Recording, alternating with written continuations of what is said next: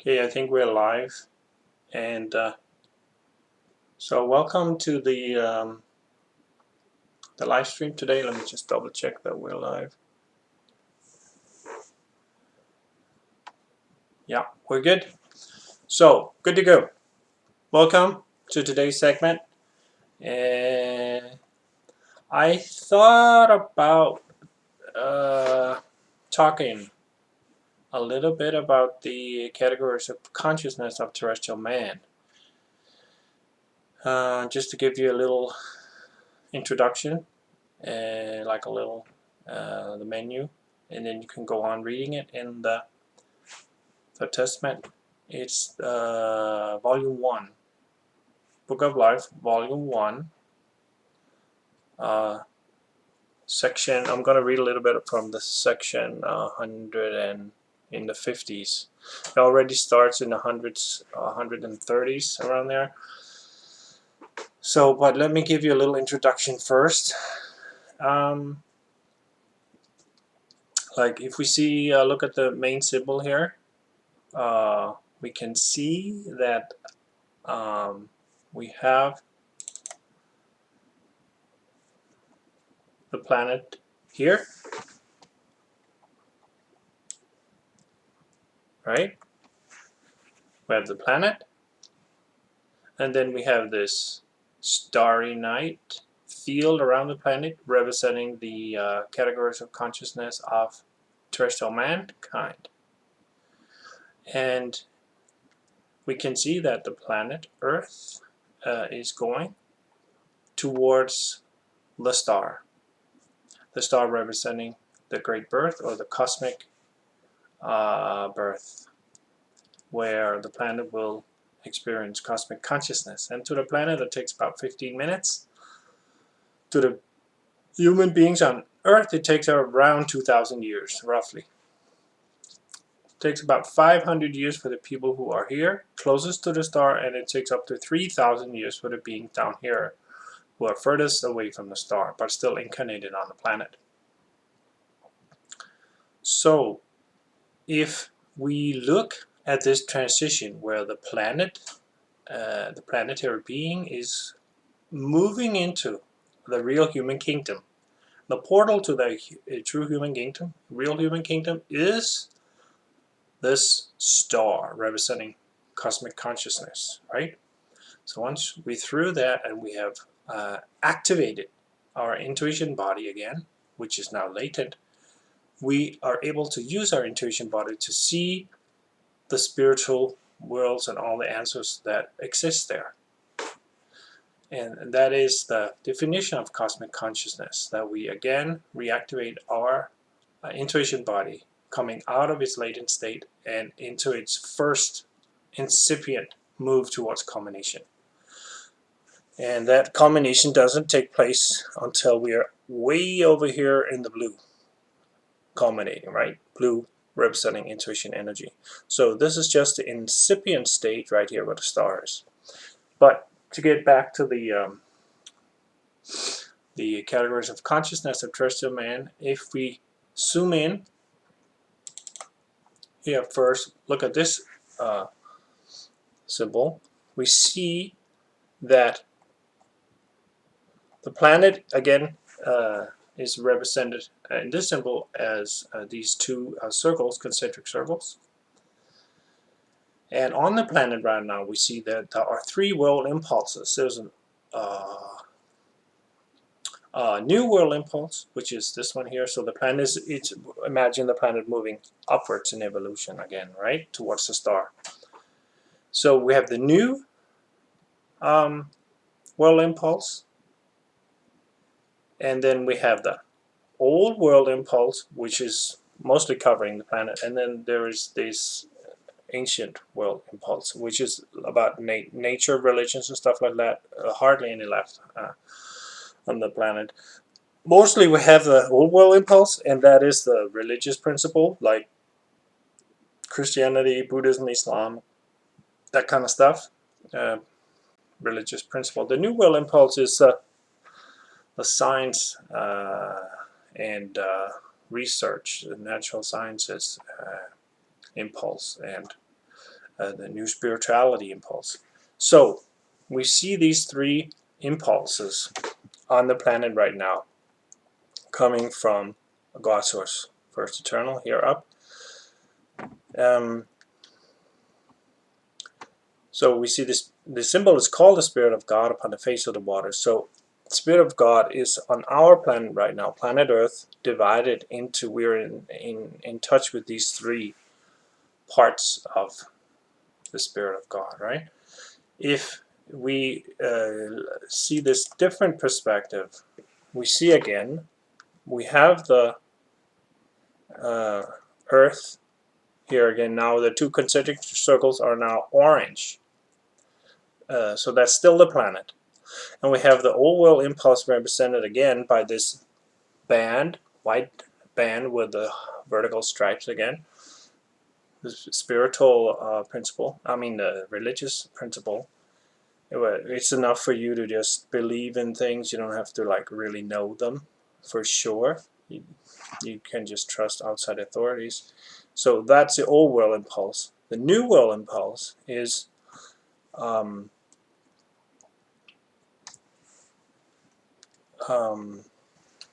where we do the thinking. We learn how to think for ourselves and not just take it for granted that what people are telling us or outside authorities are telling us is the truth.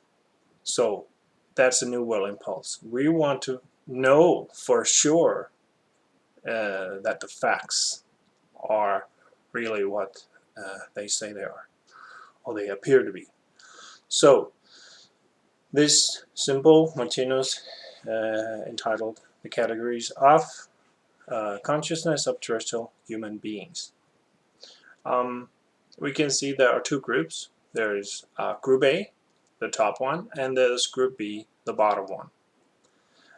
Group A has these three categories, and so these three categories basically represent evolutionary stages of human beings, right? There's one where the yellow and the green is in balance, and that's where the feeling, yellow, is in balance with the intelligence, green. Then there's a category of terrestrial mankind where the yellow is relative strength higher or more dominant than the green. So that means there is an excess of feeling relative to intelligence. And then again, the last category, there is an excess of intelligence compared to feeling. So let me just read a little bit about what Martinus says about this in the he says this in the Third Testament, Livets Bog Volume 1, segment or section 151. It says, the first figure to the left of the symbol stands for a person of the first category in Group A. So here. Well, we should remember now that these three categories are saturated, or satiated. They're full of the old world impulse with the religious principle, right? It's not enough just to believe anymore. They want to know for sure what's going on. So, and that all these three categories are there.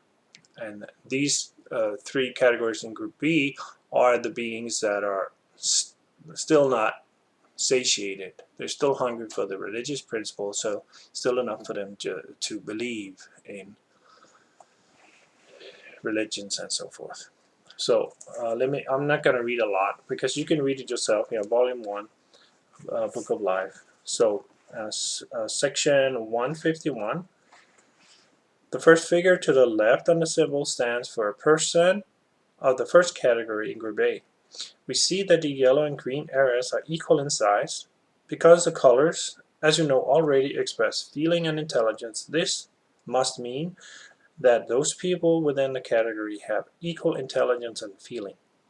As these two factors of consciousness are also very highly developed, those in that category constitute the most outstanding representatives on earth of spiritual development, altogether forming a zone which in Livets Bog is called the Great Birth's forecourt. These people are the fundamental supporters of the new spiritual culture or world impulse. So, he is talking about the people up here, yeah? These here. So these are the people who actually find it interesting to read about all these new spiritual things, like could be Tina's spiritual science, could be other spiritual directions, but basically anything that's not religious, anything that's spiritually scientific, and that they have their interest and they get a kick out of that. They're hungry for that. That's their passion, and they feel that enthusiasm when they read or discuss or go to conventions and so forth with this within this topic. So let me read a little bit more about the the next figure here, where we have the excess feeling, a relative strength to the intelligence. The next figure expresses a human being of the second category in Group. Here the figure's yellow area is more dominating than the green, which denotes that those people within the second category have the faculty of feeling too strongly developed in relation to the faculty of intelligence. We have subdivided this category into 6 sections representing a zone of development reaching from the Great Birth's forecourt down to the border areas of the old world impulse. The most refined of these people, like those in the first category, will be receptive to the new world impulse and become its true intimates and supporters. Also belonging to the second category are especially those people we call artists. But there are also some here who, because of their primitive faculty of intelligence in relation to feeling, appear more or less fanatics, as self-induced and self-appointed founders of sects and supposed religious reformers, making their own imaginary fantasies into new dogmas. Other people here can, on the other hand, be fanatic adherents of new religious societies. Within the second category, there occurs particularly this zone of infertility and unhappy marriages. In other words, the zone of degeneration. And in the area of the second category is the beginning of resistance to the New World impulse. So, these beings here, artists and so forth, and previously in the previous sections from 130 about there, he explains in more detail all the different categories like politicians and so forth. What kind of people is it that populate this evolutionary stage? Let me just associate also with these evolutionary stages where he talks about the zone of infertility. In this symbol, the animal and human thought climate, which is number 33, you can find this in the Eternal World Picture 3. We see that we have this transition from the orange to the yellow again, and that is the same transition where the planet is going from the orange into the yellow through the star, right? To attain cosmic consciousness. So if we look at this, just for you to know that these, when he said the zone of unhappy marriages, that is basically the two zones that are here. These two, we see there's 6 zones altogether, from this little thicker violet line to the fat violet line, before we enter the star. This star representing cosmic consciousness again, as before on the main symbol. So it's kind of like when you see a map, you are here. So that star is the same star. So this is the same evolutionary stage as when the planet reaches the star and attains cosmic consciousness, which takes about 15 minutes to the planet. It takes about 500 to 3,000 years to us. And that's because we are different evolutionary stages as beings incarnated on the planet. That's why it takes a different time for different people. But we all have to go through the same to become the same. We see the two lowest of these 1, 2, 3, 4, 5, 6 evolutionary stages. The two lowest is a zone of happy marriages. The two middle ones are the zone of unhappy marriages, and the two last one before the cosmic consciousness is a zone of infertility. So not many people are in these two last zones. Most populated is these two zone of unhappy marriages. That's where most people are. So the majority of people are within these two evolutionary stages. And you can read more about the symbols. Very detailed explanation in the Eternal World Picture 3. And the symbol is called Animal and Human Thought Climates. You basically see these thought climates here as these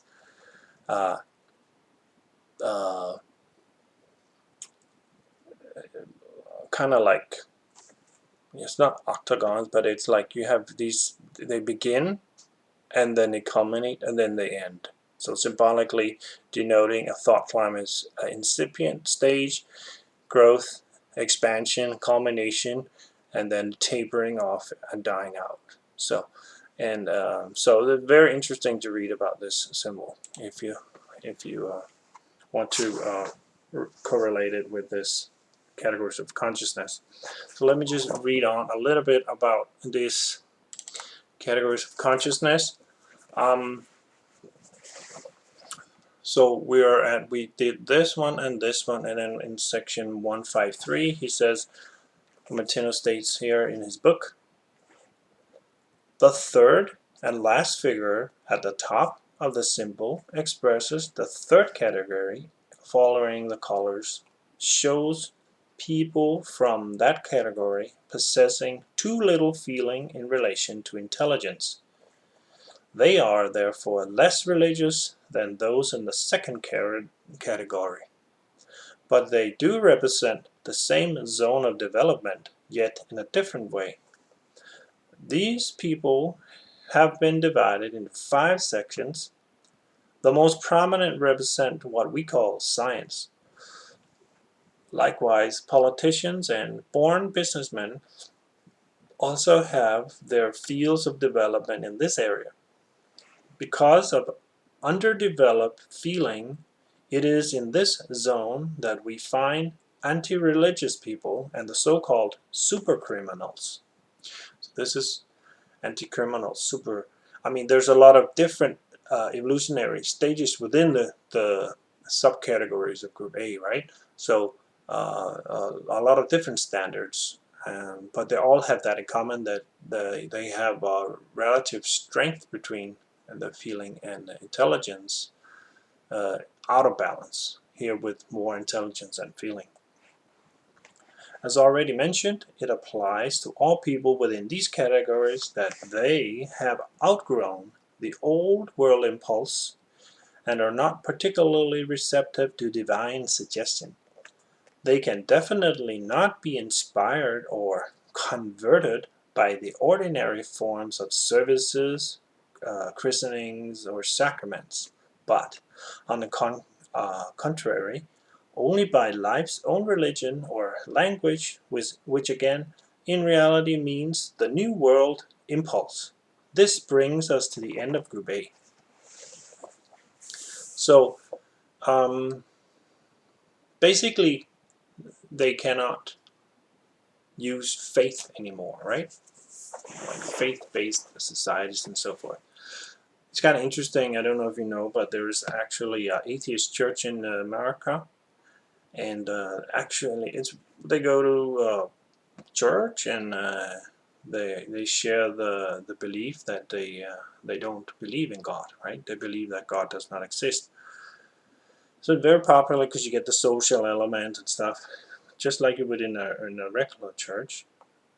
But now there are like different branches of atheist churches popping up, and now they're like saying, like discussing, well, you know, one church to the other, one atheist church to the other, is saying like, well, your way of not believing God is not the right way to not believing God. You know, our way of not believing God is better than your way of not believing in God. So we have to realize that atheist belief is still a belief and not really the New World impulse. Or is it? You might ask. I don't know. But basically, if you cannot just believe anymore, you want to find out for sure and know, that's the New World impulse. So just believing that God does not exist is still a belief. You don't know for sure. Let me just read quickly about these three categories that still are inspired by the old world impulse.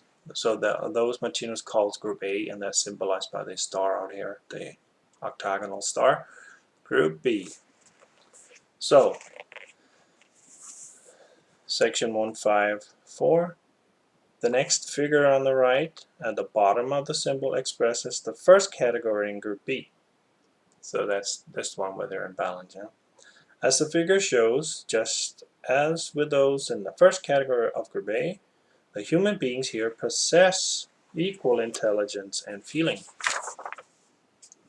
They constitute the sincere believers, and they are the best balanced and the most refined people within the world religions, that is, within group B.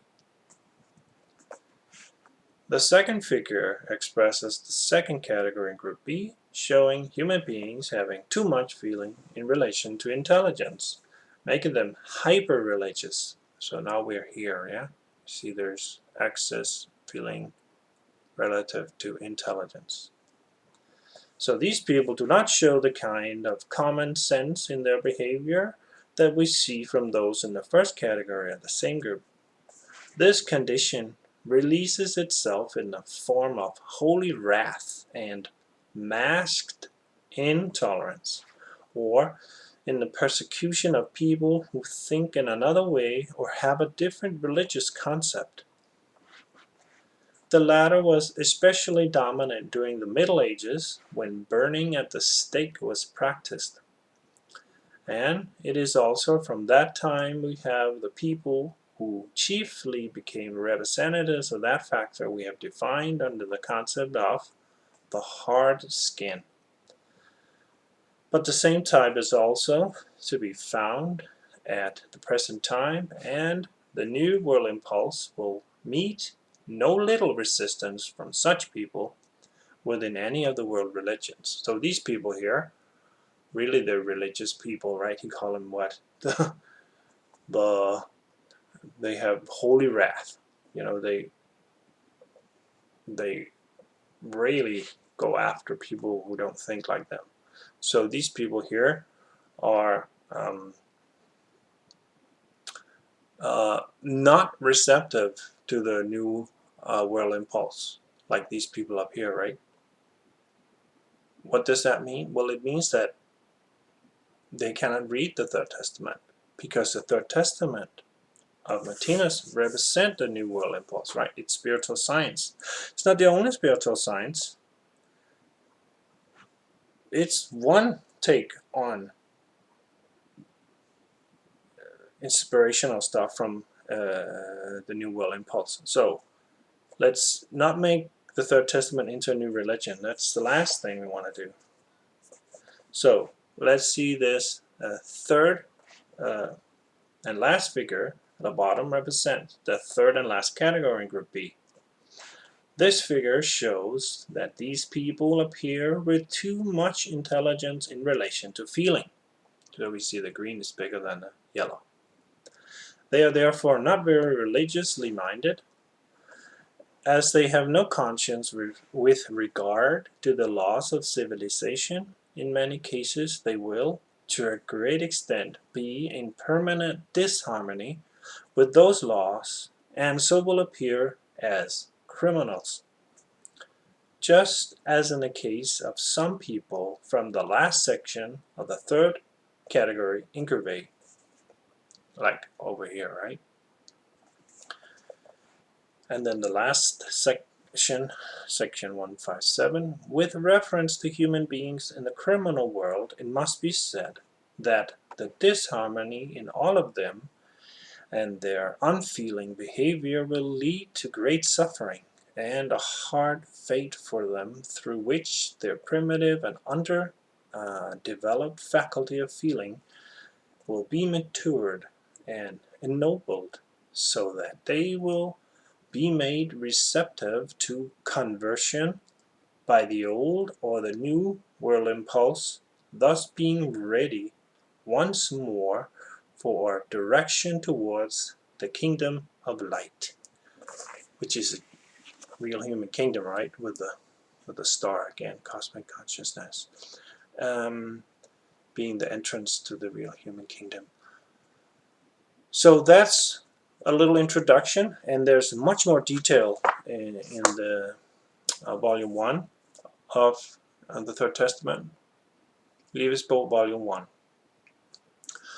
And what Martinus, really his whole purpose of writing for 60 years and creating this collective work entitled the Third Testament, is if he could just get one person to realize that people are at different stages in evolution,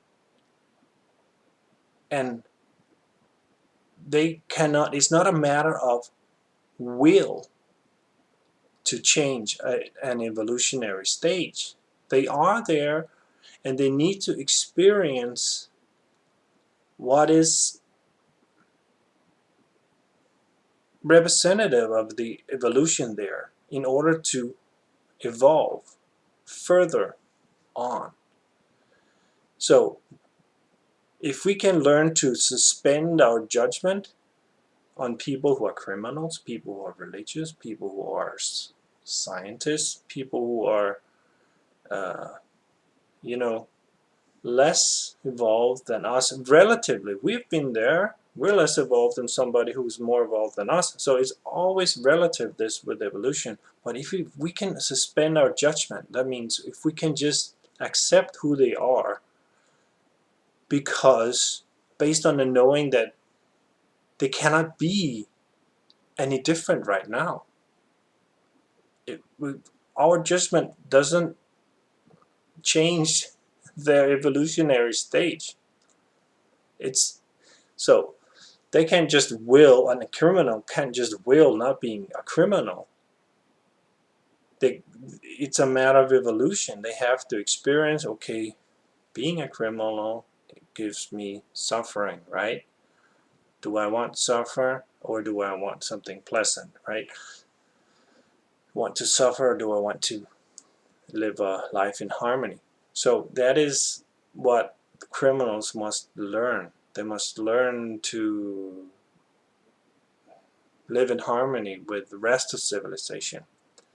But that's not, they cannot will that. It's not a willing thing. It's a question of evolution, right? So they have to, we have to give them the opportunities to evolve. That doesn't mean we shouldn't protect ourselves from criminals and so forth, but we can make humane prisons. Like I saw this documentary of the prison world in America, where they're trying to copy the Scandinavian models of prisons where inmates really have a good time while they are in prison, because when they come out, they're going to be our neighbor, right? So we want to educate them and give them a new start in life. Yeah. So on that note, I think we call it quits for today, and you're always welcome to email in with questions and topics that we can take up in the live stream. So see you next Saturday. And just here for the record, let me state this, that all symbols are copyright of Martinez Institute. Thank you for watching, and take care now. Happy Thanksgiving.